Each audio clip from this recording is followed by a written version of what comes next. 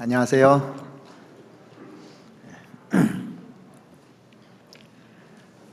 같이 잠깐 기도드리겠습니다.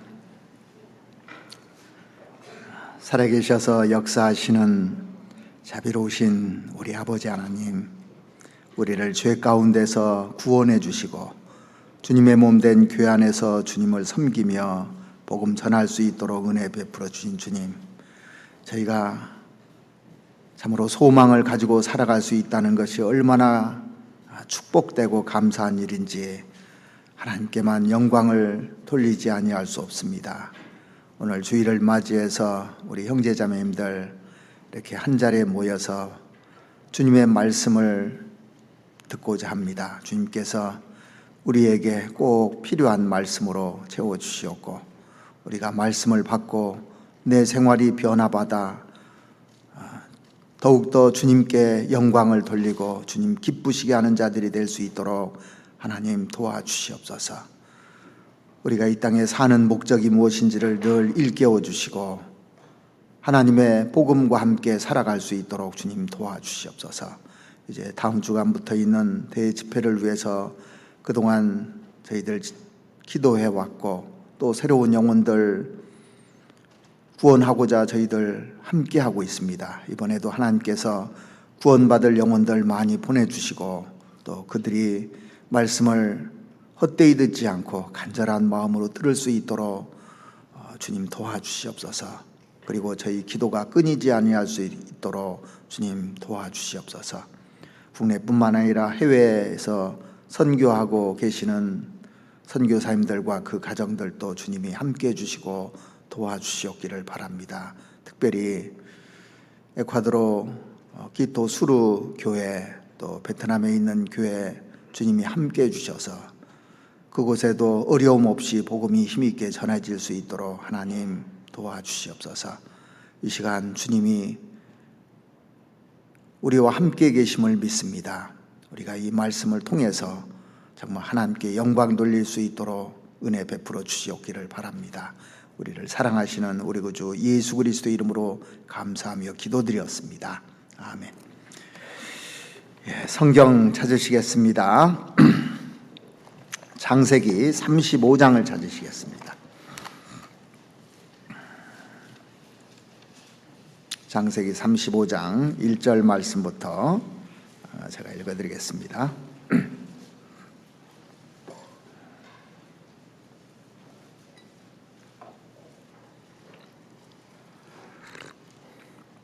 창세기 35장입니다. 하나님이 야곱에게 이르시되 일어나 베델로 올라가서 거기 거하며 내가 내 형 에서의 낯을 피하여 도망하던 때 내게 나타났던 하나님께 거기서 단을 쌓아라 하신지라. 야곱이 이에 자기 집 사람과 자기와 함께한 모든 자에게 이르되 너희 중에 이방 신상을 버리고 자신을 정결케 하고 의복을 바꾸라. 우리가 일어나 베델로 올라가자.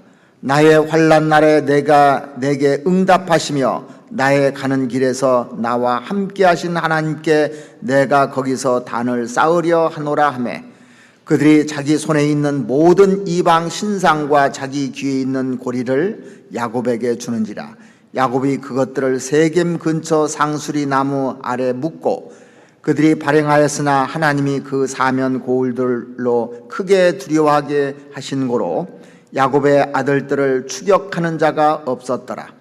야곱과 그와 함께한 모든 사람이 가나안 땅 루스 곧 베델에 이르고 그가 거기서 단을 쌓고 그곳을 엘 베델이라 불렀으니 이는 그 형의 낯을 피할 때 하나님이 그에게 거기서 나타나셨음이더라. 리브가가 유모 드보라가 죽음에 그를 베델 아래 상수리 나무 밑에 장사하고 그 나무 이름을 알론 바굿이라 불렀더라. 야곱이 밧단 아람에서 돌아오매 하나님이 다시 야곱에게 나타나사 그에게 복을 주시고 그에게 이르시되 내 이름이 야곱이다마는 내 이름을 다시는 야곱이라 부르지 않겠고 이스라엘이 내 이름이 되리라 하시고 그가 그의 이름을 이스라엘이라 부르시고 됐습니다. 우리가 그 올림픽에 꽃하면 마라톤하고 100m를 손꼽습니다. 사실 그 100m 경주는 마라톤만큼 주목을 받지는 못하지만 이 마라톤은 이 올림픽의 꽃이잖아요. 그래서 사실 올림픽이 생긴 것은 마라톤 때문에 생겼기 때문에 제일 마지막에 이 마라톤을 합니다.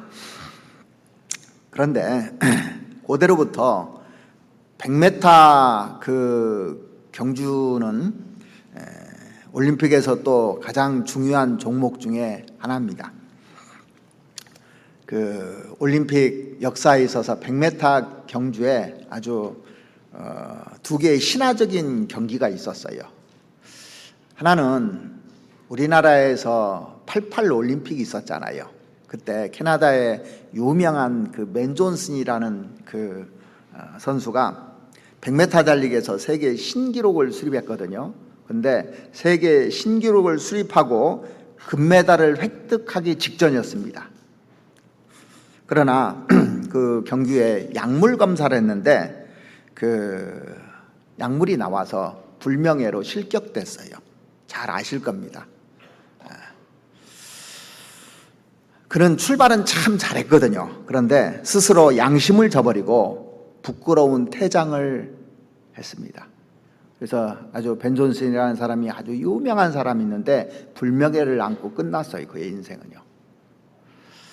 그러나 그보다 훨씬 전에 1924년 그 파리 올림픽에 도전한 스코틀랜드의 출신 그 영국을 대표한 에릭 리들이라는 사람 여러분들 많이 들어봤을 겁니다. 그 사람을 배경으로 한 유명한 영화가 있죠. 아카데미 작품에 대한 수상을 많은 부분에 수상을 한 에릭 리들이 그 주인공이었던 불의 전차라는 영화를 여러분들 들어보셨을 겁니다. 그는 100m의 주종목이기 때문에 우승 후보였어요. 그런데 그 경기 일정이 다 발표됐는데 이게 경기가 주일날로 발표된 거예요. 그는 하나님을 믿는 사람이었는데 신앙의 양심을 따라서 그 주일 경기를 기권을 하게 됩니다. 우리 같으면 그럴 수 있겠는가 다시 한번 생각해 보세요. 우리 같으면. 신앙을 이해 못하는 많은 사람들에 의해서 그 본물 같은 비난이 쏟아지기 시작했습니다. 그런데 그는 그의 소신을 굽히지 않고 결국 선수단에서 제외됐습니다. 그런데 그의 라이벌이 있었는데 유대인 출신 그 헤롤드 아브람이라는 사람이 사실은 동료였어요. 그 동료.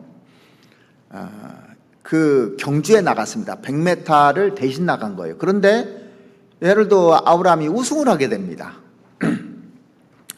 그러나 그 에릭 리드를 아까워했던 영국 그 올림픽 조직위원회는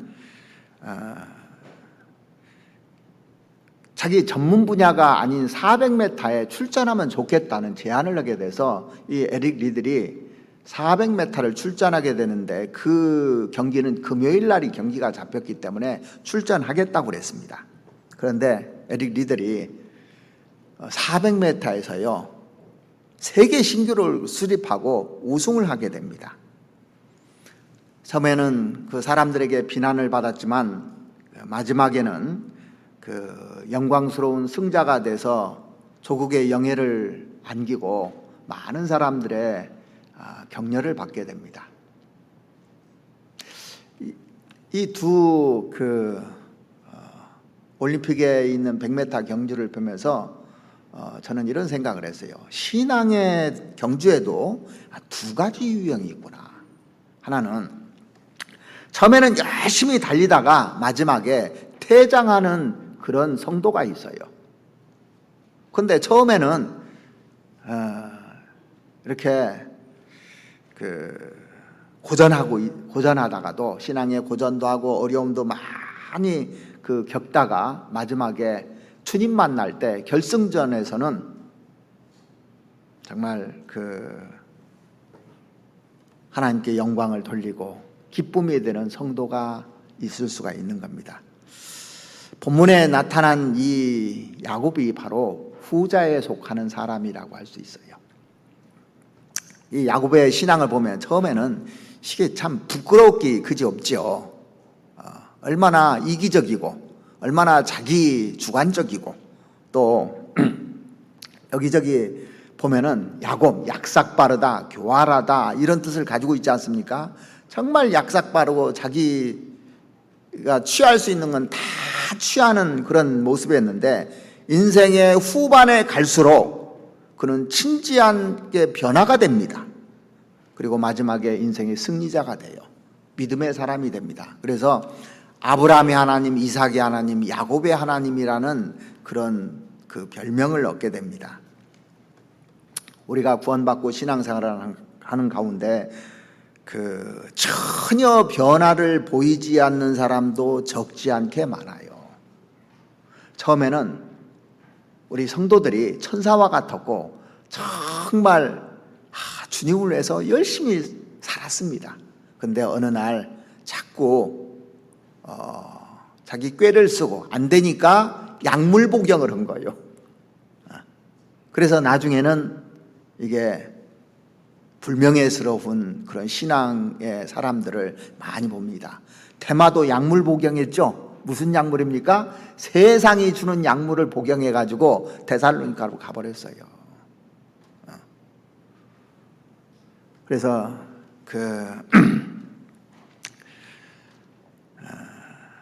이 본문을 이렇게 쭉 보면은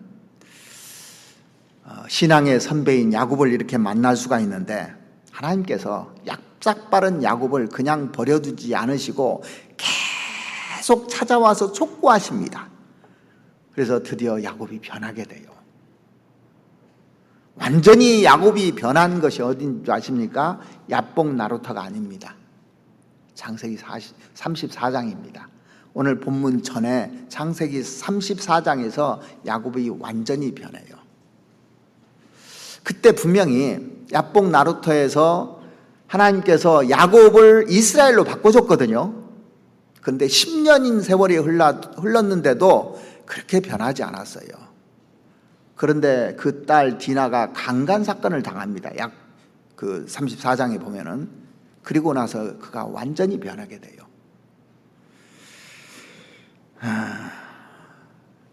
이 변한 사건을 이렇게 쭉 보면은 두 차례 극적인 체험을 통해서 이제 야곱이 변하는데 첫 번째 사건이 뭐냐면 야곱이 들판에서 하룻밤을 지내게 되잖아요. 그런데 하나님의 사닥다리가 하늘에서 오르락내리락 하는 걸 이렇게 보게 됩니다. 하나님을 경험하게 돼요. 그동안에는 하나님을 경험하지 못하다가 이제 베델에서 하나님을 경험하게 되거든요. 그러면서 자기가 결심을 합니다. 아버지 어머니를 떠나서 이제 쭉 삼촌 나반네 집으로 가면서 여기가 주의 전이 될 것이고 내가 11조를 드리고 여러 가지 결심을 합니다. 첫 번째 결심한 거예요. 언제요? 혼자 있을 때, 외로울 때, 힘들 때. 사람은 그래서 하나님께서 형통한 날은 기뻐하고 곤고한 날은 생각하라는 말씀이 있지 않습니까? 전도서 7장 14절에 보시면 하나님이 이 두 가지를 병행하게 하셨다 그랬는데 이 곤고한 날에 생각을 한 거예요. 신앙 내가 이렇게 하겠다고. 그런데 삼촌 나반네 집에 가가지고 싹 다 까먹습니다. 또 그러다가 이제 다시 자기 고향으로 가고 싶은 생각이 들잖아요. 한 20년 세월을 정말 이렇게 힘들게 살았습니다. 사실은 라헬이 아니었다면 그렇게 못 살았을 거예요. 20년을요. 이제 드디어 집으로 돌아가는데 야복 나루터 사건이 터지잖아요. 먼저 형 에서 볼 생각을 하니까 너무 무서운 겁니다.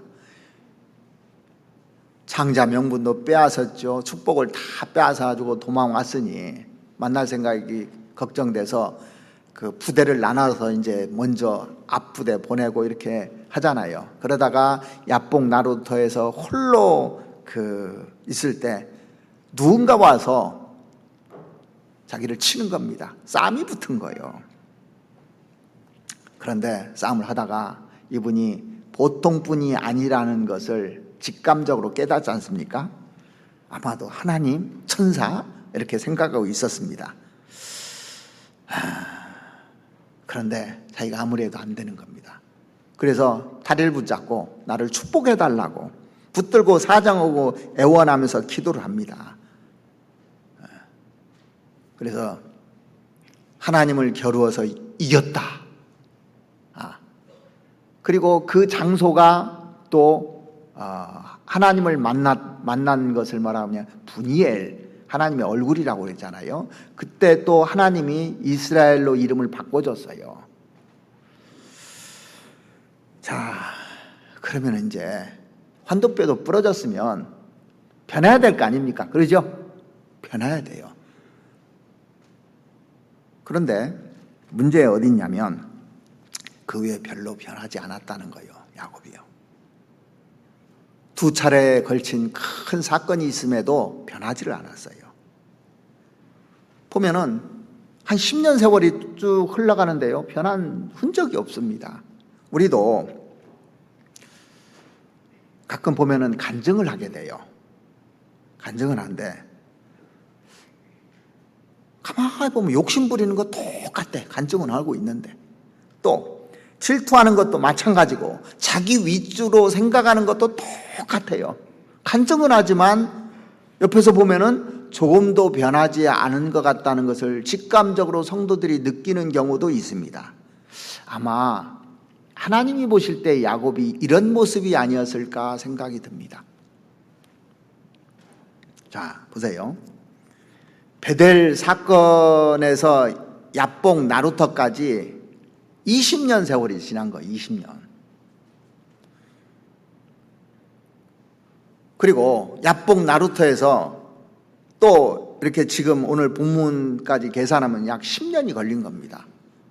그러니까 30년이 됐는데도 안 변했던 거예요.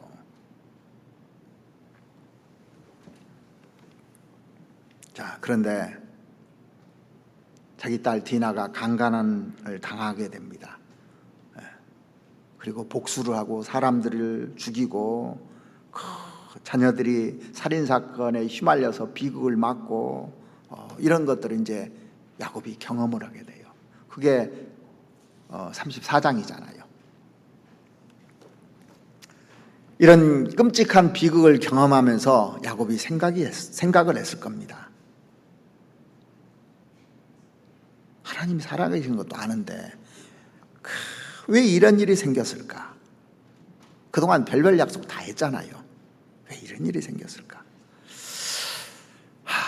베델 들판에서 하나님께 약속도 했고 11조를 드리겠다고도 하고 막 했는데 흔적이 없는 거예요. 딱 보면은요. 우리 가운데도 신앙생활 하면서요, 얻어맞지 않으면 변하지 않는 사람이 종종 있어요. 얻어맞지 않고 변한다면 얼마나 축복이겠습니까? 하나님께서 종종 우리에게 이렇게 와서 속삭이는 그 소리를 들어본 적 있습니까? 너 맞고 할래? 그냥 할래? 들어본 적 있어요? 없어요? 직감적으로 느끼지 않습니까? 자, 그래서 하나님이 드디어 채찍을 드신 사건이 창세기 34장입니다. 그리고 오늘 35장이 시작되는 겁니다. 35장 1절부터 한번 보시겠습니다.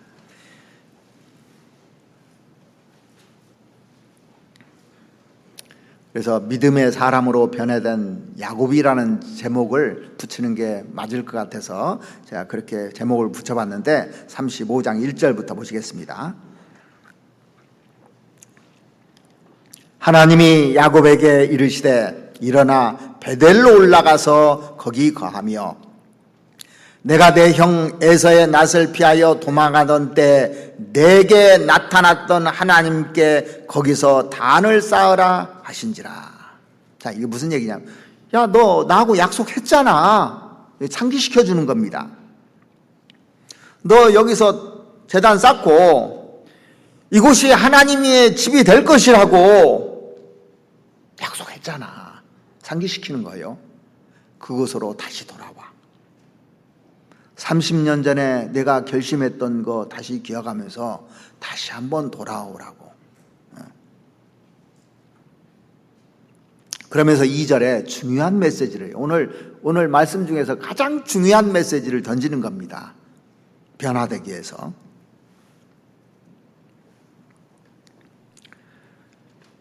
야곱이 이에 자기 집 사람과 자기와 함께한 모든 자에게 이르되 너희 중에 이방 신상을 버리고 자신을 정결케 하고 의복을 바꾸라.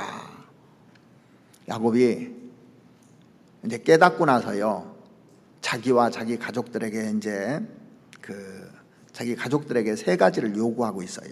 이 3가지가 변화된 거예요. 이 3가지가 나를 변화시키는 겁니다. 사실은요. 왜 성경에 이 말을 기록해 놨냐면 야곱이 이걸로 변화된 거예요. 자, 우리가 지난번에 삭개오에 대해서 배웠어요. 변화받고 싶은 삭개오. 예수님을 찾아왔잖아요. 자기도 변하고 싶어서. 마찬가지로 이 야곱이 결정적으로 변화된 것이 이 3가지입니다. 3가지. 첫 번째는 뭐라고 하냐면 이방 우상을 버리라 그랬어요. 가족들에게. 나도 버릴 테니까 버리자. 그 다음에 2번째는 정결하게 하자 그랬어요. 자신을 정결케 하고 그랬죠. 그 다음에 3번째는 의복을 바꾸어 입자 그랬습니다. 자, 우리가 변화되려면 이 3가지에 응답해야 변화가 되는 겁니다.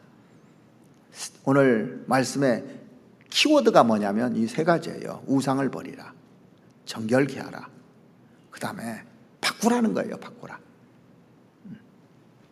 자, 그래서 하나씩 한번 좀 살펴보고자 합니다. 첫 번째는 우상을 버리라고 했는데 너희 중에 이방 신상을 버리고 그랬습니다. 자, 이 말할 때요, 자기 집에요, 숨겨둔 우상이 있었던 걸 알았을까요? 몰랐을까요? 숨겨둔 우상이 있었어요. 자기가 가장 사랑하는 그 아내, 라헬이 이 드라빔 훔쳐가지고 왔잖아요. 기억나시죠? 그래서 한번 살펴보겠습니다. 창세기 31장을 한번 보시겠습니다. 자기 친정집을 떠나면서 아버지가 소중히 여기던 드라빔을 도적질해 왔지 않습니까? 31장 17절 말씀부터 보시겠습니다.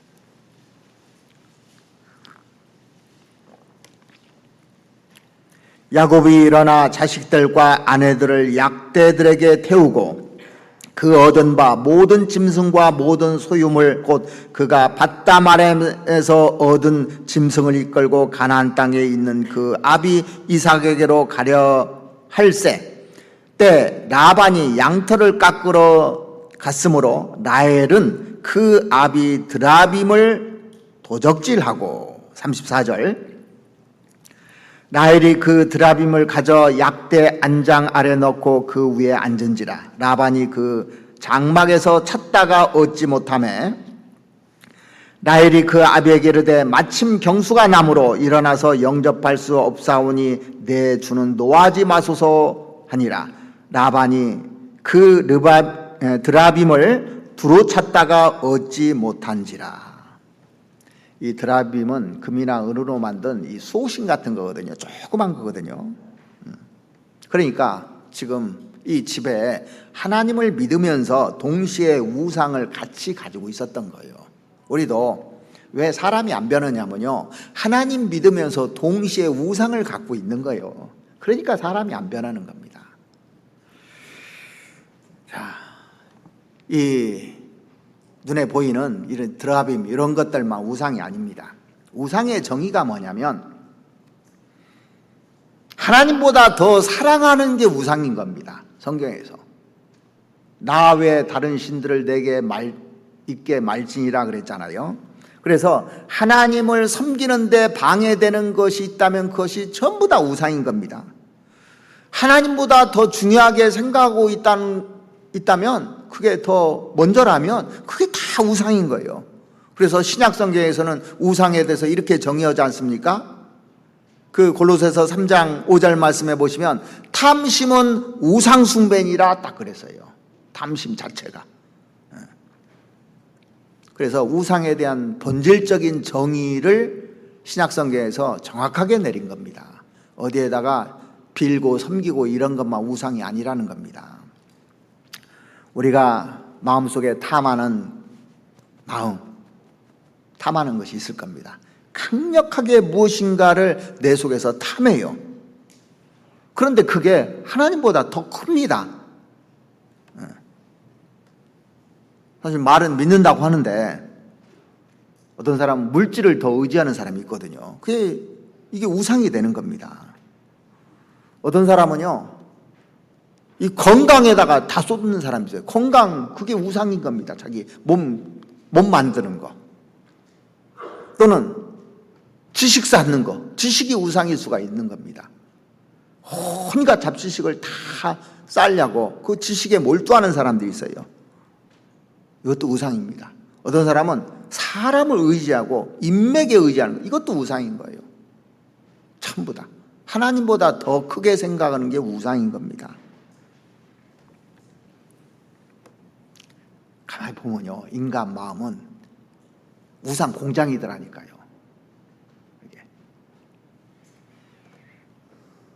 자신을 높이고자 하는 욕망, 이것도 우상이거든요. 그래서 그 요한일서를 기록하고, 요한일서는 교제를 얘기하는 성경입니다. 그런데 제일 마지막 절에 뭐라고 했냐면, 자녀들아 너희 자신을 지켜 우상을 멀리하라는 말로 끝맺음을 해요. 그러니까 신앙생활이라는 것은 한마디로 하나님과 나 사이에 교제하는 게 신앙생활입니다. 교제. 자, 요한일서 한번 찾아보시겠습니다. 요한일서 1장. 요한일서 1장 3절 말씀을 보시겠습니다.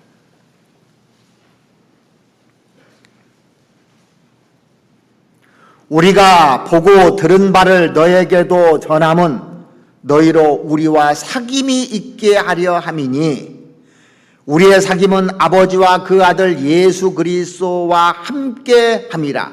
우리가 이것을 쓰면 우리의 기쁨이 충만케 하려 함이로다. 아버지와 아들과 성령과 교제하는 것, 바로 이 교제가 얼마나 중요한가, 이 요한일서를 기록한 목적을 처음에 딱 기록해 놓은 겁니다. 하나님과 우리와의 사귐, 하나님과 우리와의 교제를 얘기한 책이 요한일서예요. 그래서 요한일서는 구원받은 사람에게 준 편지잖아요. 그런데 확인해 보겠습니다. 그 요한일서 5장 21절 한번 보시죠. 교제의 서신인 요한일서가 무슨 교훈으로 끝나는지 한번 보시겠습니다. 21절 보시면, 자녀들아 너희 자신을 지켜 우상에서 멀리하라. 요한일서 주제가 교제라고 그랬죠. 그런데 무엇이 교제를 파괴하는지 딱 나와 있어요. 무엇이 교제를 파괴하냐면 이 우상이 교제를 파괴한다는 겁니다. 그래서 요한일서 결론이 뭐냐, 우상에게서 멀리하라는 겁니다. 그러니까 우상을 포기할 때 비로소 변화의 시작이 된다고 성경은 분명히 가르치고 있는 겁니다. 내가 딱 붙들고 있는 것이 있어요. 내가 양보하지 않는 것이 있어요. 그게 우상입니다. 다른 건 몰라도 이것만큼은 안 돼요 하는 거 있잖아요. 그게 우상이에요. 우리 청년들, 다른 건 몰라도 내가 이 남자는 이방인이에요, 이 여자는 내가 양보 못해요, 이게 마음이 있으면 이게 우상인 겁니다. 그런데 하나님이 일을 하겠습니까? 변화되겠습니까? 절대 안 됩니다. 사람은 자기가 있는 것을 놓기 싫어해요. 왜 사람들이 구원을 못 받는 줄 아십니까? 자기가 붙잡고 있는 걸 놓기 싫어서 구원을 안 받는 거예요. 왜 변화가 되지 않는 줄 아십니까? 자기가 있는 것을 놓기 싫은 겁니다. 자기 생각, 자기 주장, 자기 뜻. 그럼 변화되지 않아요. 교회가 하는 일이 있거든요. 하나님이 교회를 통해서 역사를 하시잖아요.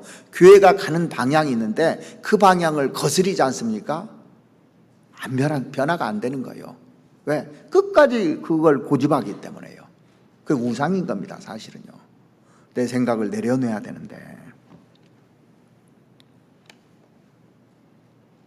하나님 뜻대로 하겠습니다 말하는데 이거는 봐주세요. 그런데 그것을 딱 놓는 순간 내 영혼이 춤추게 돼 있어요. 그리고 하나님과 교제가 되는 겁니다. 붙들면 변화가 절대 일어나지 않아요. 그래서 여러분들이요, 한번 내가 가장 사랑하는 것이 무엇인지 한번 보세요. 하나님 다 믿습니다. 믿는다고 다요. 내가 사랑하는 게 있다니까요. 그걸 놓지 못하는 순간 나는 변화될 수 없다고 생각해야 됩니다. 물어봐요. 옆에 사람들한테, 친한 사람한테 물어보고, 형제자매들 교제하면서 내놔봐요. 얘기해보고. 자기가 모를 수도 있습니다. 뭐가 우상인지 알아야 되는 겁니다. 그걸 잡고 있는 한은 변화되기는 쉽지 않아요. 아예 안 됩니다. 근데 이 야곱이 자기 집안 식구들한테 그거 얘기했거든요. 자기도 내려놨던 겁니다. 그리고 두 번째로 얘기한 것이 뭐냐면 자신을 정결케 하라, 그 얘기를 했어요. 정결케 하자고. 창세기 35장 한번 다시 보시죠. 35장 2절 말씀 보시겠습니다.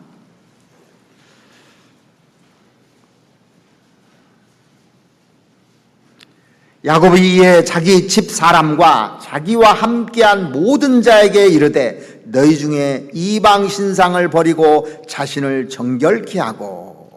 자, 변화의 두 번째 열쇠가 뭐냐면 정결케 하라는 겁니다. 정결케 하라는 말은 물로 몸을 씻으라는 말이지 않습니까? 성경에 보면 정결의식이 있어요. 레위기에 보면 정결의식이 쭉 나오지 않습니까?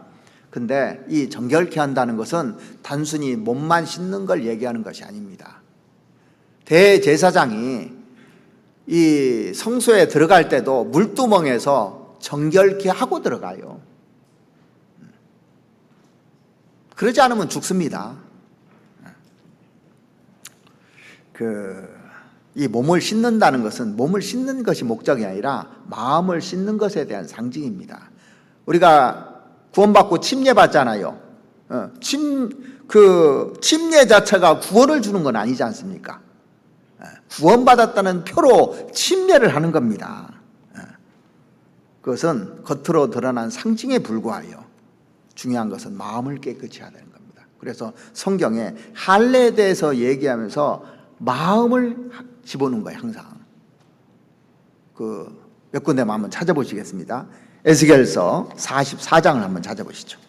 에스겔서 44장 9절 말씀 찾아보시겠습니다.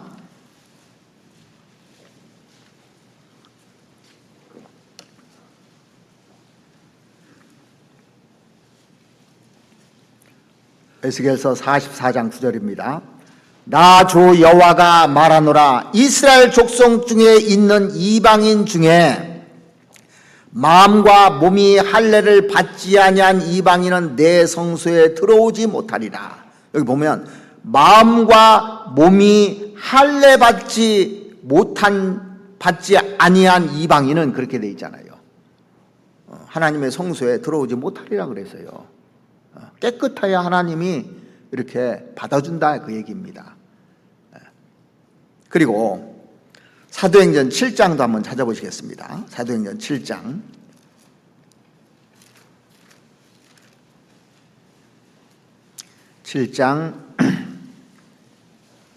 51절 말씀 보시겠습니다. 사도행전 7장 51절.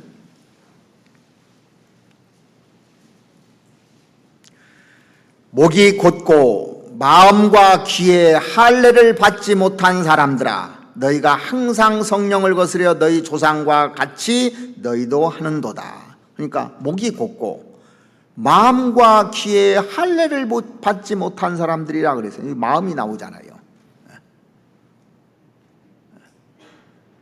그죠? 그래서 로마서 2장 29절 말씀해 보시면 오직 이면적 유대인이 유대인이며 할례는 마음에 할지니 그렇게 돼 있어요. 할례는 마음에 할지라. 형식 가지고 되는 게 아닙니다. 여호수아가 이스라엘 백성들을 이끌고 이제 요단강을 건너서 그 가나안 땅에 들어가기 직전에 마지막 그 요단강 건너기 전에 뭐라고 하냐면 몸을 성결케 하라는 그 할례 의식을 행하게 되는 거예요. 들어갈 때. 자, 이제 광야에서 저 가나안으로 이제 들어가는 겁니다. 할례 의식이 정결 의식이잖아요. 여호수아 한번 찾아보실까요?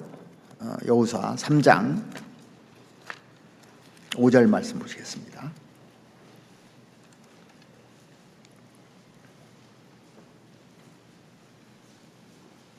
여호수아 3장 5절. 여호수아가 또 백성에게 이르되 너희는 스스로 성결케 하라. 여호와께서 내일 너희 가운데 기사를 행하시리라. 자, 가나안 땅에 들어가기 앞서서 그 땅에서 새로운 삶을 살기 앞서서 하나님이 먼저 요구하신 것이 뭐냐면 성결케 하라, 정결케 하라, 그 얘기입니다. 그 시편 130편 3절 말씀해 보시면 여호와여 주께서 죄악을 감찰하실진데 주여 누가 서리이까 그랬어요. 죄악이 있는 상태에서 하나님께 어떻게 쓰고 그 사람이 변화될 수 있겠느냐고요. 그러니까 주님이 감찰하실진데 누가 하나님 앞에 설 수 있겠느냐 이거예요. 마음에 죄가 있으면 하나님께서 기도를 들어주실까요? 안 들어주실까요? 성경 몰라도 양심으로 다 압니다, 이게. 그래서 그 시편 66편 18절 말씀해 보시면 내가 내 마음에 죄악을 품으면 주께서 듣지 아니하시리라 그랬어요. 내 마음에 죄악이 있으면 주님이 들어주지 않고 변화되지 않는 거예요. 내가 변화되고 싶다고 그러는데 죄악이 그대로 있어요. 그러면 하나님이 그 기도 안 들어주십니다.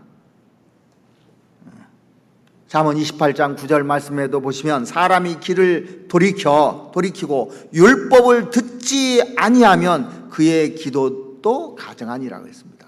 말씀대로 안 사는데 기도한다고 그 기도를 들어주겠냐고요. 형식 가지고 안 되는 겁니다. 우리가 구원받은 사람이 가장 행복한 것이 뭐냐면 내 기도를 들어줄 수 있는 분이 있다는 거예요. 세상에서는 이게 안 되잖아요. 근데 우리는 그게 다 가능하다는 얘기입니다. 깨끗하면 어떤 기도로 다 들어주십니다. 정욕을 쓰려고 하는 것 외에는 다 들어주신다고 돼 있어요. 그 이사야서 1장 한번 찾아보시겠습니다. 이사야서 1장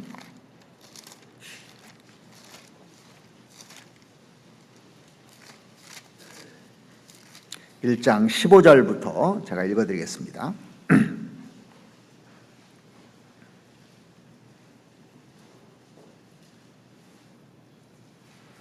15절 너희가 손을 펼 때, 이 손을 펴는 모습이 기도하는 모습입니다. 내가 눈을 가리우고, 손을 폈는데 하나님이 눈 가린다고 했습니다. 가리우고 너희가 많이 기도할지라도 내가 듣지 아니하리니 이는 너희 손에 피가 가득함이라. 죄가 가득하다는 얘기입니다. 너희는 스스로 씻으며 스스로 깨끗게 하여 내 목전에서 너의 악업을 버리며 악행을 그치고 선행을 배우며 공의를 구하며 학대받는 자를 도와주며 고아를 위하여 신원하며 과부를 위하여 변호하라 하셨느니라. 그러니까 내가 죄를 짓고 아무리 손을 펴서 하나님께 기도하고 헌들 하나님이 들어주지 않는다고 분명히 얘기를 했습니다. 그래서 성결하지 않으면요, 변화가 되는 게 아닙니다. 우리가 실로 그 하나님의 은혜를 잊기 위해서는 우리 마음속에서 죄를 버리고 회개해야 되는 거예요. 혹시 죄를 지었더라도 회개해야 되는 겁니다. 그게 있어야 이게 변화가 되는 거예요. 이 고린도후서 7장에 보시면, 고린도후서 7장 한번 찾아보시겠습니다.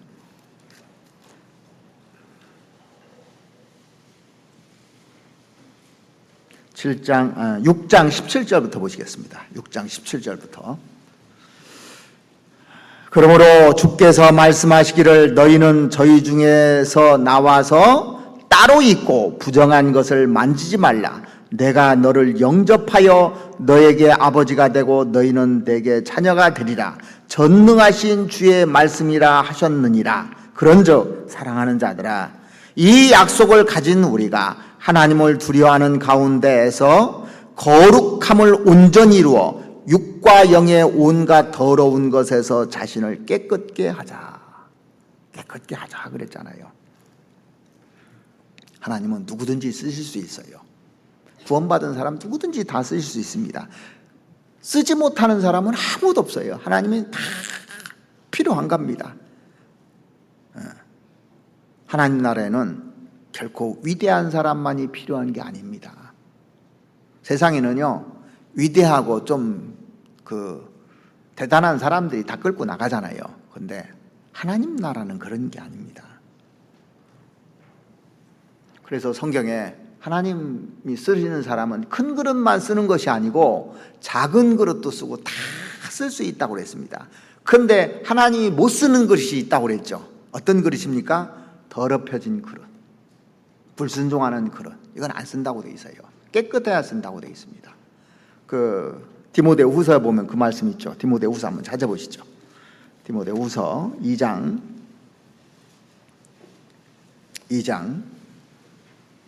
20절 말씀 보시겠습니다. 디모데후서 2장 20절. 큰 집에는 금과 은의 그릇이 있을 뿐 아니요 나무와 질그릇도 있어 귀 쓰는 것도 있고 천이 쓰는 것도 있나니 그러므로 누구든지 이런 것에서 자기를 깨끗하게 하면 귀 쓰는 그릇이 되어 거룩하고 주인의 쓰심에 합당하며 모든 선한 일에 예비함이 되리라. 하나님이 쓰실 수 있는 그릇이 되려면 다른 조건을 요구하지 않는 겁니다. 너 공부 잘해야 된다, 이게 조건이 아닙니다. 그러죠? 너 머리가 돼야 된다, 이 조건이 아니에요. 딱 하나밖에 없습니다. 깨끗하면 된다는 얘기예요. 그럼 하나님 항상 쓰시는 겁니다. 그래서 사랑하는 자들아, 이 약속을 가진 우리가 하나님을 두려워하는 가운데서 거룩함을 온전히 이루어 육과 영의 온갖 더러운 것에서 자신을 깨끗게 하자 그랬지 않습니까? 그래서 이 야곱이요, 다 깨닫고 자기 가족들에게, 모든 사람들에게 우리 정결케 하자 그랬던 거예요. 자, 우리 교회가 하나님께 쓰임 받으려면 어떻게 해야 돼요? 깨끗해야 돼요. 죄가 있으면요, 복음이 안 전해지게 돼 있습니다. 혹시 죄를 지었을지라도 회개해야 되는 겁니다. 빨리 회개하면 됩니다. 하나님이 제일 좋아하는 게 뭡니까? 회개하는 거예요. 큰 죄를 지은 다윗도 하나님께 회개함으로써 가장 위대한 사람으로 만들어 주시잖아요.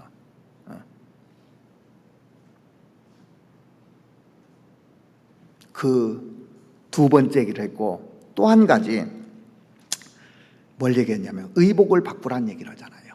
의복을 바꾸라. 창세기 35장 2절에 보면 의복 바꾸라는 얘기를 쭉 합니다. 자, 히브리인들에게 있어서 그 옷을 바꿔 입는다는 것은 과거 그 생활을 다 벗어버리고 하나님 앞에서 이제는 하나님의 말씀을 따라 의로운 삶을 살겠다는 그런 의미입니다. 이게 옷을 바꾼다는 의미가요. 그래서 출애굽기에 보면은 그 옷을 빨라는 얘기를 많이 하잖아요. 옷을 빨고 이런 얘기를 합니다. 이 옷을 바꾸라는 것은 단순히 더러운 옷 깨끗하게 입는 거 이거 바꾸라 그런 얘기 아닙니다. 무슨 얘기인 줄 아십니까? 옷을 바꾸라는 것은 생활 방식을 바꾸라 그 얘기예요. 생활 방식. 자기가 그동안 갖고 있던 생각,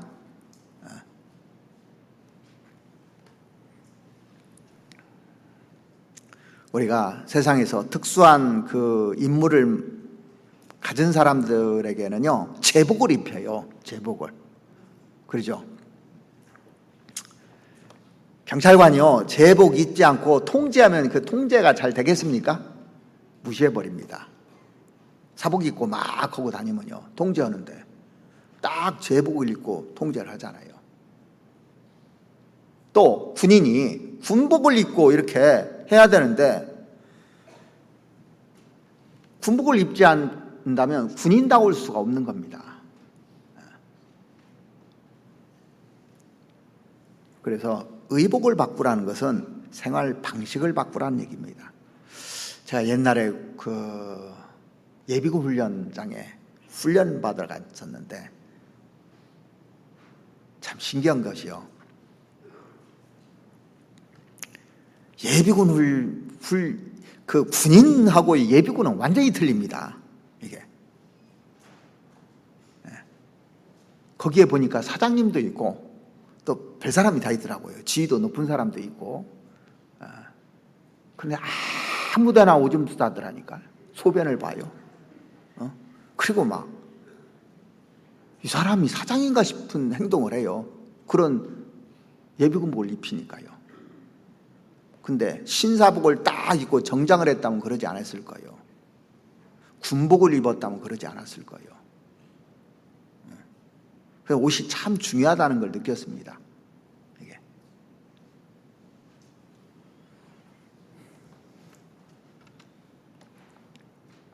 그 성경에 보면 세마포에 대해서 나와요. 한번 찾아보실까요? 요한계시록에 그 말씀이 나오는데 요한계시록 19장을 한번 보시겠습니다.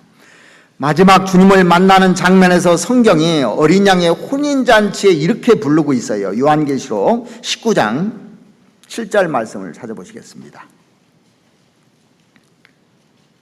우리가 즐거워하고 크게 기뻐하여 그에게 영광을 돌리세. 어린 양의 혼인 기약이 이르렀고 그 아내가 예비하였으니 그에게 허락하사 빛나고 깨끗한 세마포를 입게 하셨은즉 이 세마포는 성도들의 옳은 행실이로다. 그러니까 옷이 뭔지 딱 답을 해놨어요. 이 세마포 옷은 행실을 얘기하는 겁니다. 세마포는 광택도 좋고 청량감도 있고 흡수력도 좋다고 그럽니다. 그런데 이 옷 자체를 얘기하는 것이 아니잖아요. 이 세마포 옷 자체를 입어줬다는 것은 옳은 행실을 얘기한다고 그랬습니다. 우리는 어떤 옷을 입고 있는지 한번 생각해 보세요. 이제 옷을 행실을 얘기하고 있으니까 과거에는 방탕한 옷, 더러운 옷, 정욕의 옷 이런 옷들을 다 입고 있지 않았습니까? 이제는 그 옷을 벗자는 얘기입니다. 옷 갈아입자는 얘기예요. 그리스도로 옷 입었다고 그랬습니다. 그리스도로. 바꾸려고 마음을 먹어야 됩니다. 로마서 13장 한번 찾아보시겠습니다. 로마서 13장 로마서 13장 11절 말씀부터 보시죠.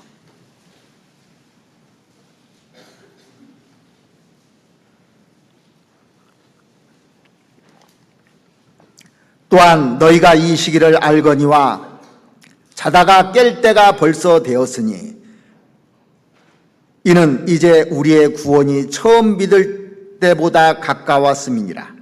밤이 깊고 낮이 가까웠으니 그러므로 우리가 어둠의 일을 벗고 빛의 갑옷을 입자. 그렇죠? 어둠의 일을 벗고 빛의 갑옷을 입자. 낮에와 같이 단정히 행하고 방탕과 술 취하지 말며 음란과 호색하지 말며 쟁투와 시기하지 말고 오직 주 예수 그리스도로 옷 입고 인격을 얘기하는 거예요. 인격이 변하는 걸 얘기하는 겁니다. 생활 방식이 변하는 걸 얘기하는 겁니다. 정욕을 위하여 육신의 일을 도모하지 말라. 딱 보니까 이제 이게 거울이잖아요. 내가 어떤 옷을 입고 있는지 거울로 딱 보여주는 겁니다. 계속 읽어보십시오. 내가 어떤 옷을 입고 있는지. 그래서 야곱이 딱 변하고요. 그의 가족들에게, 다른 사람들에게 이 얘기를 한 거예요. 한 군데만 더 보시면 갈라디아서 3장을 한번 찾아보시겠습니다. 갈라디아서 3장 26절 보시면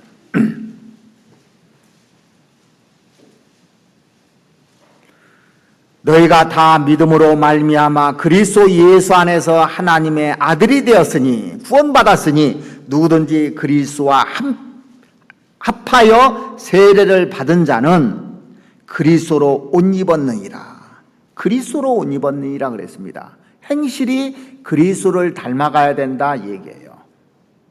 자, 변화되려면 세 가지를 필요하다고 얘기를 했습니다. 첫째는 우상을 버리라고 그랬어요. 나에게 있는 우상 버리라. 그 다음에는 정결케 하라 그랬어요. 마음이 정결케 하라. 그 다음에 옷을 바꿔 입으라는 거예요. 그러니까 이 전체 얘기를 한마디로 딱 요한다면 생활 방식, 이제 예전 생활 방식을 싹 바꿔라는 얘기입니다. 바꾸지 않으면 안 되는 겁니다. 자, 그러면 창세기 35장을 읽어보면요, 이 야곱이 그렇게 바꿨는지 이제 보는 거예요. 지금부터 확실히 바뀌어졌는지. 자, 오늘 본문에 이제 보시겠습니다. 창세기 35장 야곱이 어떤 결단을 했는지, 야곱의 결단한 내용들이 그 뒤에 쭉 나옵니다. 4절 한번 보시겠습니다. 4절 그들이 자기 손에 있는 모든 이방 신상과 자기 귀에 있는 고리를 야곱에게 주는지라. 야곱이 그것들을 세겜 근처 상수리 나무 아래 묻고, 그렇게 돼 있어요. 묻었다고 돼 있어요. 우상을 어떻게 됐다, 다 걷어서 다 파묻어 버렸어요. 그동안 지고 있던 거 다 내놓고 다 파묻었습니다. 묻고 우상을 장사 지낸 거예요. 우리가 침례받을 때 묻는 거예요. 사실은요, 침례받을 때 묻는 겁니다. 침례를 괜히 받는 게 아닙니다. 어떤 사람은 침례를 계속 받더라고요. 해마다. 그게 아니고 한 번에 묻어버리는 거예요. 그래서 구원받고 나서 우리 형제님들은 담배도 묻고 술도 묻고 노름도 묻고 취미도 묻고 다 묻었잖아요. 묻어야 되는 거예요. 시기하는 마음, 질투하는 마음, 미워하는 마음, 이런 것들을 다 묻어야 되는 겁니다. 이게 1번이에요. 묻어야 되는 거예요. 그리고 두 번째는 제단을 다시 쌓아요. 이제 자, 야곱이 그 제단 쌓는다고 해놓고 망각해 버렸잖아요. 3절 한번 보시겠습니다. 우리가 일어나 베델로 올라가자. 나의 환난 날에 내게 응답하시며 나의 가는 길에서 나와 함께 하신 하나님께 내가 거기서 단을 쌓으려 하노라 하매. 자, 마음만 쌓으려면 마음만 가져가도 되는 게 아니지 않습니까? 쌓았느냐 안 쌓았느냐가 실제 중요한 거지 않습니까? 근데 7절에 보시면 그가 거기서 단을 쌓고 그곳을 엘 베델이라 불렀으니 이는 그 형의 낯을 피할 때 하나님이 그에게 거기서 나타나셨음이라더라. 다시 그가 제단을 쌓아요. 진지하게 하나님을 섬기기 시작합니다. 하나님을 처음 만났을 때 그 야곱이 하나님을 만날 들판을 뭐라고 했냐면 베델이라고 그래서요. 베델. 자, 그런데 여기 보면 엘베델이라고 있잖아요. 엘자가 더 붙어 있잖아요. 이 베델이라는 것은 하나님의 집이라는 뜻이잖아요. 하나님 집. 그런데 엘은 하나님이라는 뜻입니다. 하나님. 엘. 하나님의 집에서 내가 하나님을 다시 만났다, 그런 뜻입니다. 이제는 아주 각오를 하는 겁니다. 내가 하나님 위해서 전적으로 살겠다고 이렇게 각오하는 거예요. 엘베델이라고. 산을 다시 쌓습니다.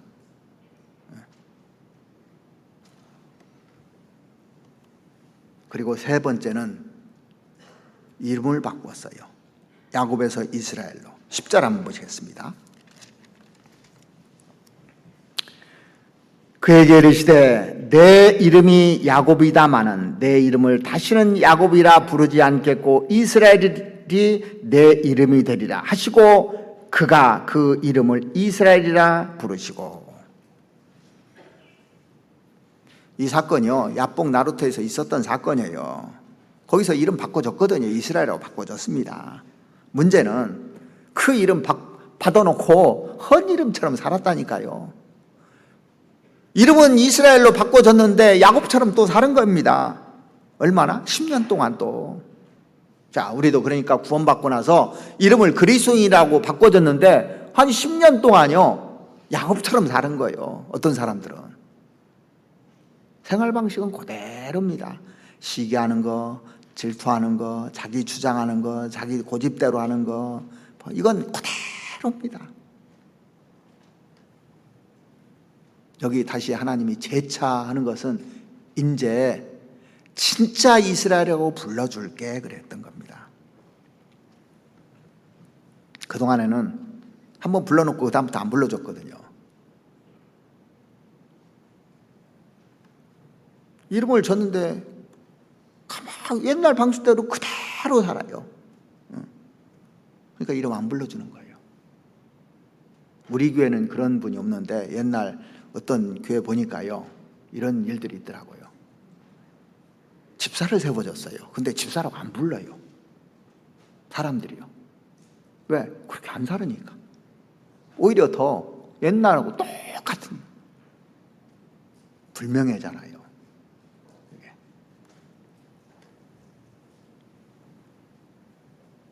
하나님이 이스라엘, 이 야곱이 변한 모습을 보면서 뭐라고 하냐면, 야, 이제 너는 진짜 이스라엘이야. 내가 너를 다스려. 진짜 이스라엘. 하나님이 이렇게 얘기해 준 겁니다. 그리스도인들이 예루살렘에서 복음을 전하다가 그 안디옥에 가서 이제 복음을 전하잖아요. 그런데 그 안디옥에서 비로소 그리스도인이라는 그 이름을 불러줬잖아요. 이방인들이 저 사람들은 진짜 예수 믿는 사람이야. 자, 우리도 예수 믿는 사람은 세상에 많습니다. 그런데 저 사람이 믿는 예수는 진짜야. 이 소리를 들어야 되지 않습니까? 이 소리를 들었단 얘기예요. 지금 야곱이요. 이 시점에서 30년 만에 30년 만에요. 분명히 20년 전에도 얘기해 줬어요. 하나님께서 야복 나루터에서. 그런데 10년을 또 허송세월한 겁니다. 우리도 그럴 수 있습니다. 이게 내 모습 아니냐고요. 30년 걸렸어요. 변하는데.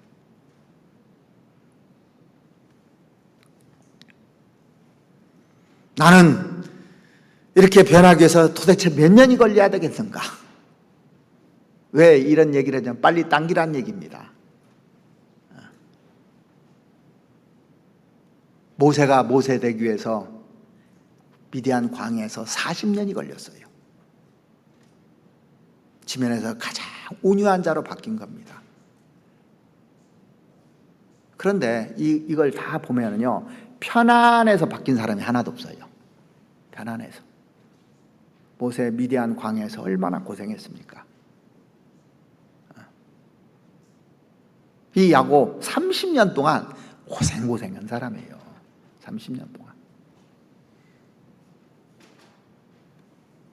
그래서 우리가 진지하게 신앙생활하면 하나님이 고난을 주시면서 나에게 축복을 주시게끔 돼 있습니다. 자, 이 믿음으로 변한 야곱의 모습을 이렇게 쭉 성경을 보는데요. 와, 이 사람이 바뀐 거예요. 사람이 바뀌었어요. 히브리서 11장에 야곱에 대해서 딱 한 줄 나와요. 한번 찾아보실까요? 히브리서 11장 21절 말씀 보시겠습니다. 히브리서 11장 21절. 믿음으로 야곱은 죽을 때 요셉의 각 아들에게 축복하고 지팡이 머리에 의지하여 경배하였으며. 자, 여기 보면 야곱은 죽을 때 그렇게 되어 있습니다. 믿음으로 야곱은 죽을 때 이게 나와요. 다른 사람은 이게 잘 안 나오는데 여기는 믿음으로 야곱은 죽을 때. 무슨 얘기냐면 믿음으로 죽었다고 되어 있는 거예요. 한마디로 말하면 믿음의 사람으로 죽었다. 야, 행복한 죽음 아닙니까? 자, 인생을 엉망으로 살던 사람이 마지막에 믿음으로 죽자 이렇게 폼 잡는다고 해서 이렇게 믿음으로 죽어지냐고요. 믿음으로 살아야만이 믿음으로 죽을 수가 있는 거예요. 그 레오나르도 다빈치 글을 보니까 그런 얘기를 했더라고요. 잘 보낸 하루가 편안한 침상의 하루를 선물하듯 잘 보낸 일생만이 편안한 죽음을 선물한다. 참 맞는 것 같아요. 오늘 하루 정말 내가 열심히 살고 잠자리에 들으면 진짜 편안한 거예요. 근데 내가 오늘 허송세월하다 잠자리에 들려면 화가 나야 정상인 겁니다. 맞죠? 제가 예전에 학교 다닐 때요, 도서관을 이제 가요. 욕심이 있어가지고 도서관에 1번으로 가야 돼, 내가. 그래서 문을 열어야 돼. 근데 새벽에 가서 공부하다 보면 아침 좀 하다가 졸려가지고 오전 내내 잔 적도 있어요. 오전 내내. 일찍 가기는 갔는데 오전 내내 자고 화가 난 거예요. 그러다가 이제 친구들 꿰매 빠져가지고 또 당구장 가서 오후 내내 지내다가 저녁에 제가 또 문을 잠고 가거든. 도서관에, 학교 도서관을. 근데 저한테 키를 줬어요. 제일 일찍 와서 제일 늦게 가니까. 그런데 그 밤에 걸어갈 때 얼마나 속상했는지 몰라요. 속상했잖아요. 제일 먼저 와서 공부는 안 하고 엉뚱한 짓 하고 잠자다가 놀다가 집에 들어가서 잘라니까 속이 상해가지고 막 성질이 나더라고. 그런 일이 한두 번이 아니었어요. 그런데 아침에 일찍 가서 하루 종일 공부하고 열심히 하고 내가 할 거 다 하고 하면은 집에 갈 때 얼마나 행복한지 모릅니다. 마찬가지예요. 구원받은 사람도. 오늘 내가 읽은 성경 다 읽고 내가 전도도 하고 내가 할 일 잘 충실히 잘하고 저녁에 잘 때는 기분이 좋아요. 잠도 잘 옵니다. 그런데 그러지 않고 하루를 문을 닫으려면 성질이 나지 않습니까?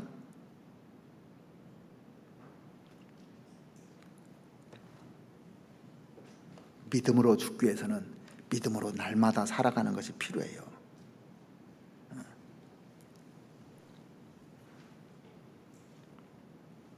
야곱은 젊은 날 목적을 위해서는 수단과 방법을 가리지 않고 살았던 사람입니다.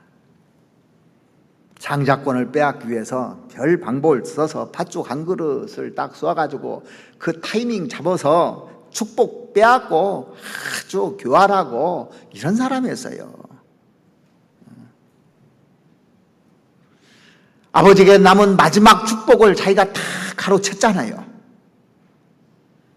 그런데 야곱이 서서히 변화됩니다. 사실 야복 나룻에서요 조금은 변화됐습니다. 전환점이었어요, 사실은요.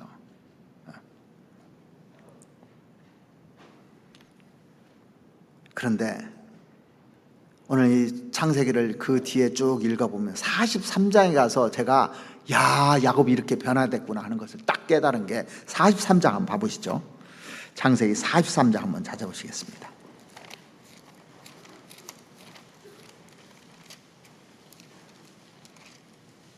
43장 1절입니다. 이 내용은 자기 아들들을 애굽 땅에 보내서 양식을 얻어오게 하는 장면이잖아요. 1절 보시면 그 땅에 기근이 심하고 그들은 애굽에서 가져온 곡식을 다 먹음에 그 아비가 그들에게 이르되 다시 가서 우리를 위하여 양식을 그다음 뭐라고 되어 있습니까? 조금 사라고 되어 있어요. 이 조금 사라는 말이 이게 확 눈에 들어오더라는 거예요. 젊은 날 그 야곱 같으면 이게 허용이 되는 얘기입니까? 조금 사겠어요? 지금 어떤 상황인데 왕창 사오라고 그러지, 그지요? 너희들 할 수 있는 대로 다 사와. 그런데 여기 보면 조금 사오라고 그랬어요.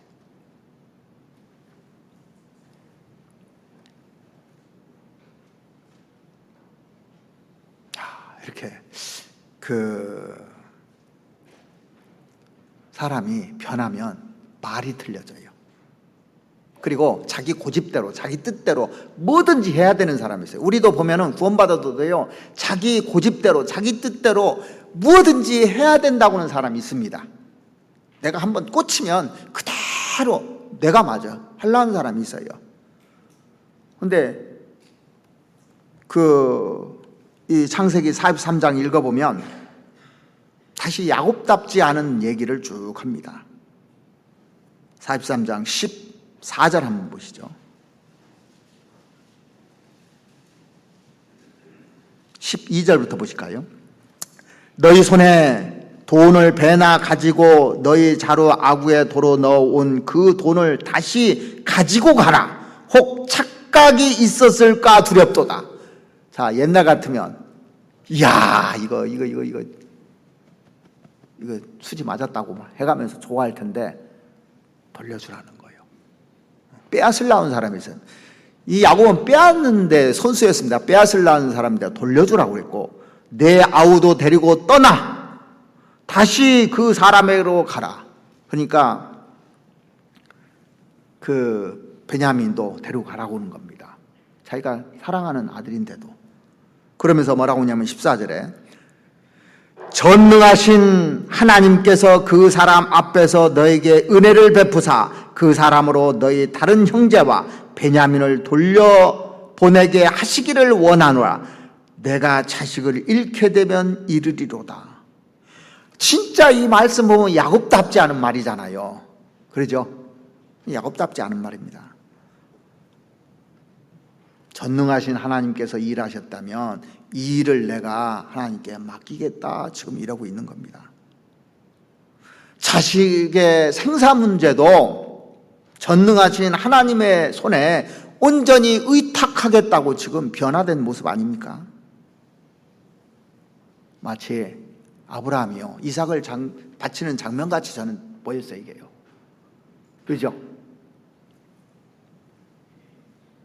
진짜 변한 거예요. 변했습니다. 믿음으로 당당하게 그래서 죽음을 맞이할 수 있었던 겁니다. 진짜 우리가 믿음으로 죽기를 소망하십니까? 그렇다면 오늘 하루하루 믿음으로 살아가야 되는 겁니다. 한순간 한순간 날마다 날마다 믿음으로 살아가지 않으면 믿음으로 죽을 수가 없는 겁니다. 믿음이 완성되는 순간. 그래서 하나님이 이 야곱에게 믿음으로 야곱은 죽을 때 그렇게 했더라고요. 그리고 또 한 가지 수용하는 것이 있는데 히브리서 11장 아까 봤던데 다시 한번 봐보시죠. 또 하나 우리가 간구해야 될 것이 있는데 11장 21절에 보시면 믿음으로 야곱은 죽을 때 요셉의 각 아들에게 축복하고 그 지팡이 머리에 의지하여 경배하였으며.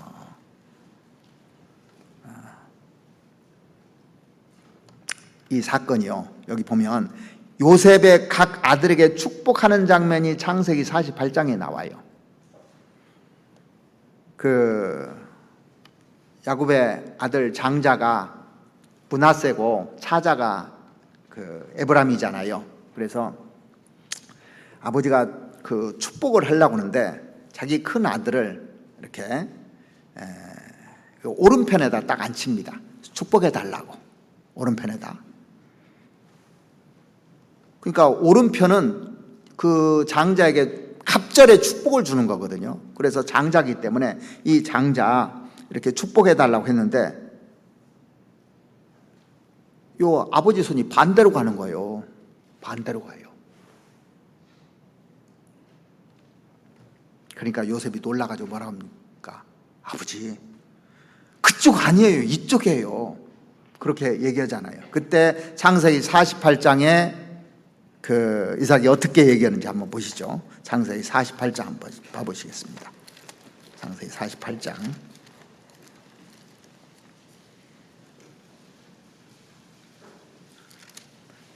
19절 말씀 보시겠습니다.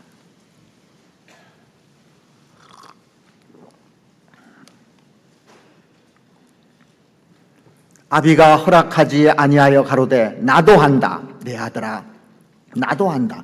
그도 한 족속이 되며 그도 크게 되려니와 그 아우가 그보다 큰 자가 되고 그 자손이 여러 민족을 이루리라 하고. 자, 아버지가 뭐라고 하냐면 나도 알아. 나도 안다고. 모르는 일이야 아니야. 알고 하는 일이야. 내가 기도했고 하나님의 뜻에 따라서 그렇게 하는 것이 정당하다고 판단한 거야. 아들아 나도 알아. 이 아들의 얘기를 한 번도 안 들어준 적이 없거든요. 특별히 요셉은 아버지가 사랑했던 아들이잖아요. 이 야곱이 사랑했던 아들이잖아요. 자, 마지막 순간 자기 뜻이 아니라 하나님의 뜻에 순종하겠다는 그 야곱은 비로소 하나님의 뜻 앞에 자신을 드리고 있는 모습을 볼 수가 있습니다. 하나님의 뜻을.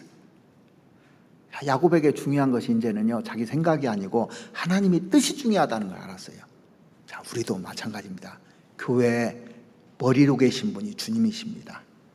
내 생각이 중요한 것이 아니라 하나님의 뜻이 있는 거예요. 거기에 맞추는 거예요, 우리는요. 믿음으로 변화되면 나도 알아요. 나도 알아. 그게 맞는 줄은. 네 말하는 거, 요셉 네가 얘기하는 거 나도 안다. 근데 이게 하나님의 뜻이야. 그러면 교회는 따라가는 거예요. 그게 교회입니다. 그게 교회관이라는 거예요. 하나님이 절대 잘못하지 않아요. 애굽에서 나왔던 이스라엘 백성들이 직진으로 가면 10하루길이면요 가나안 땅 도착합니다. 근데 왜 40년 광야를 돌렸습니까? 나도 알아. 직선으로 가면 갈 수 있다는 거. 그런데 가면 다 죽어요. 왜? 아무 전쟁도 못하고 아무 믿음도 없고 아무것도 없는 겁니다. 광야에서 40년을 훈련시켜서 그리고 나서 요단강을 건너서 여리고성을 갔을 때 믿음의 사람이 돼서 믿음으로 그 여리고성을 무너뜨렸잖아요. 하나님 다 아시는 겁니다. 왜 이렇게 바른 길로 안 가고 돌아가십니까? 나도 안다. 하나님이 그러시는 겁니다. 그래서 교회 안에서 자기 뜻을 관철시키는 것이 중요한 게 아닌 겁니다. 나도 알아요. 그게 맞다는 거. 그렇지만은 또 다른 것이 있다는 얘기예요.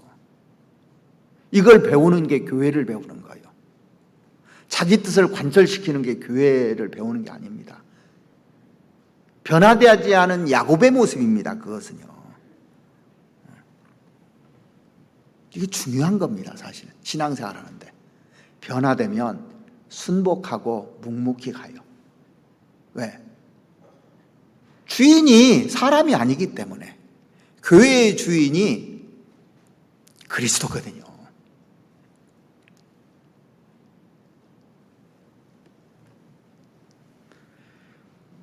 오늘 제가 그 설교 서두에 그 에릭 리들에 대해서 소개한 바 있습니다.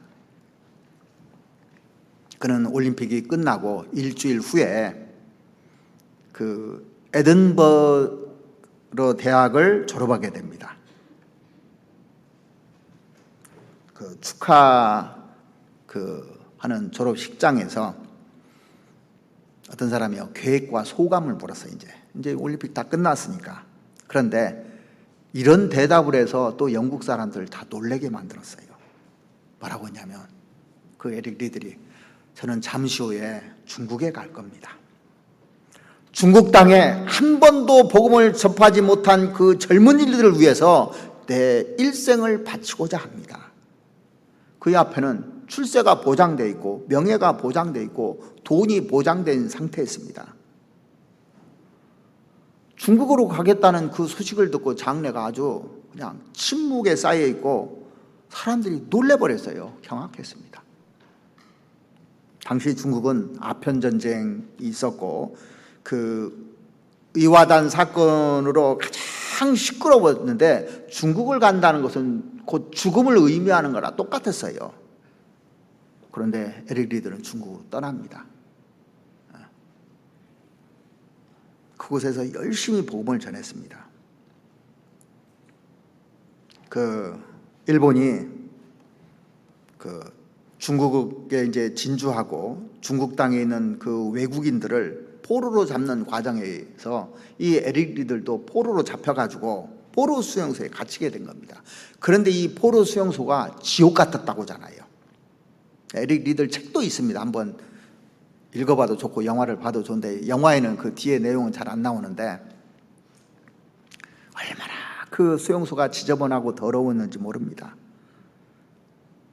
그런데 그가요 화장실 청소를 도맡아서 합니다. 자원에서. 시간이 지나면서 이제 거기에 갇혀 있던 사람들하고 이제 그 스포츠에 대해서도 지도도 하고 놀이를 하면서 복음을 전하기 시작한 거예요.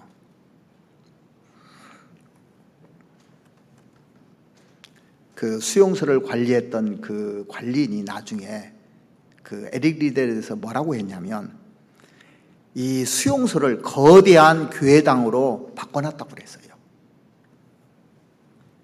그런데 마침내 그는 그 영양실조로 또 뇌종양으로 43살에 이제 죽게 됩니다. 젊은 나이에요. 그죠? 한참 때잖아요. 일본이 패전하고 항복하기 반년을 앞둔 그 1945년 2월 21일 날 그는 하나님 품으로 가게 됩니다. 그런데 그가 마지막 한 말이 있어요. 그 말이 뭐냐면 온전한 섬김을, 온전한 순종을, 이 말을 하고 갔답니다. 야곱이 온전한 섬김을, 온전한 순종을 하고 죽음을 맞이한 거예요. 같은 수용소에 있다가 후일에 대학 교수가 됐던 그 랜던 켈빈이라는 사람은 에릭 리들에 대해서 이렇게 증언했습니다. 세상에서 성자를 만나볼 기회는 그렇게 쉬운 일이 아니다. 그런데 나에게 그러한 행운이 슬며시 찾아왔다. 그 성자의 이름은 에릭 리들이라고 그렇게 그는 얘기했습니다. 그 조지 트루엘이라는 사람이 뭐라고 했냐면 가장 위대한 지식이 무엇인가? 그것은 하나님의 뜻을 아는 것이다. 가장 위대한 성취는 무엇인가? 그것은 하나님의 뜻을 행하는 것이라 그랬어요. 하나님 뜻이 뭔지 알아야 되는 겁니다. 변화되기를 원하는 거예요. 그리스도인으로, 진정한 그리스도인으로.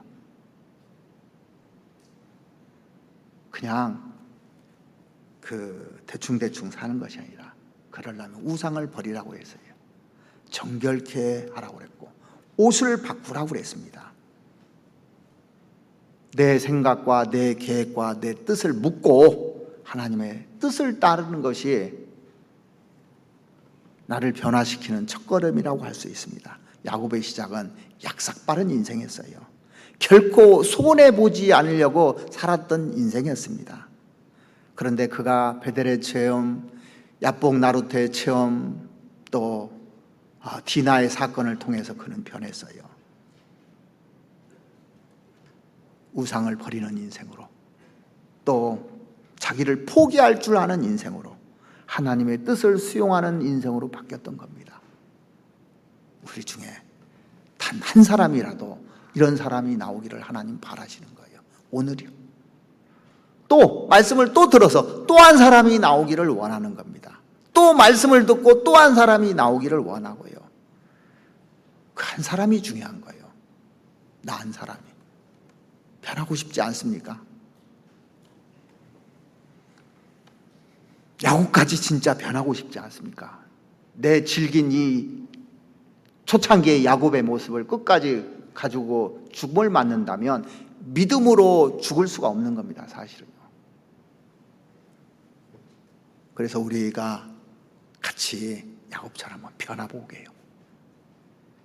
변화되는 교회가 됐으면 좋겠어요. 진정으로 내 생각, 내 고집, 내 뜻 관철시키는 것이 변화되지 않는 내 모습입니다.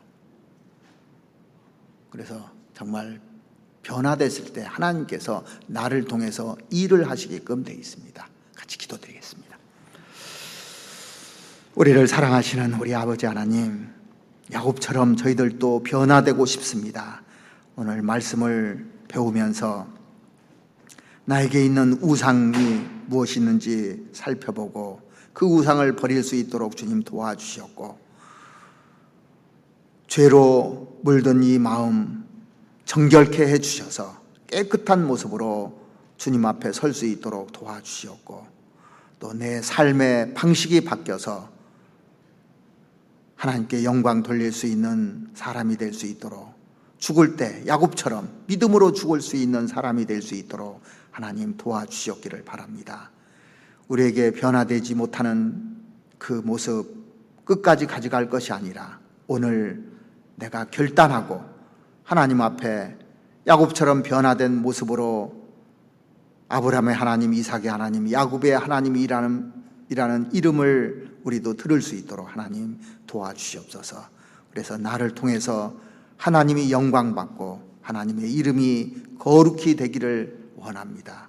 우리를 사랑하시는 우리 구주 예수 그리스도의 이름으로 감사하며 기도드렸습니다. 아멘.